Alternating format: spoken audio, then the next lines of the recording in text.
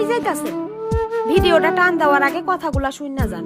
ঘরের মানুষটা বিদেশ থাকে বললা রিক্সাওয়ালা রিক্সার থেকে নামাইয়া কয় 10টা টাকা বাড়াইয়া দেন, আপনাকে তো বিদেশি টাকা।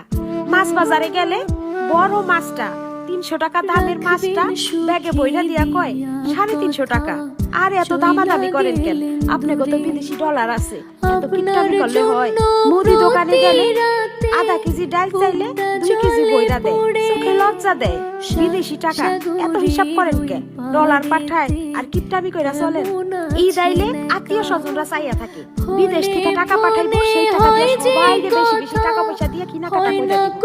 মসজিদ মাদ্রাসায় যদি কোনো চাঁদা উঠায় কোনো কাজে লেগে সবার কাছে যদি 500 টাকা ধরে, আমাগো কাছে আইয়া 5000 টাকা ধরে। ওই বিদেশি মানুষ বিদেশি টাকা আপনারা দিবেন না দিব কারা? এইভাবে প্রতিনিয়ত ঘাটে ঘাটে কোন জায়গায় 2 টাকার ছাড় নাই।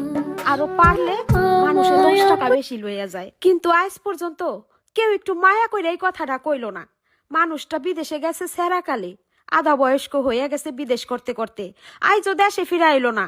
শুনো, টাকা পয়সা একটু কম কইরা বাইঙ্গো, আমাগো একটু কম দিয়া যাও, সমস্যা নাই। টাকা পয়সা জমাইয়া তাড়াতাড়ি ওই মানুষটারে দেশে আনো, আর নাইলে তুই মানুষটা দেশে আইয়া বেশি দিন বাঁচবো না। এই দেশে থাকা মানুষগুলো শুধু ওই বিদেশি মানুষটার টাকাটাই দেখলো, টাকাটারই চিনলো। কোনো সময় মানুষটার দুঃখের কথা একটাবার ভাইবা দেখলো না। পরিবার, আত্মীয় স্বজন, দেশ, বন্ধু বান্ধব সব ছাইরা যুগ যুগ ধরে বিদেশ পইরা থাকে, কেউ আর তারে দেশে আইতে কয় না।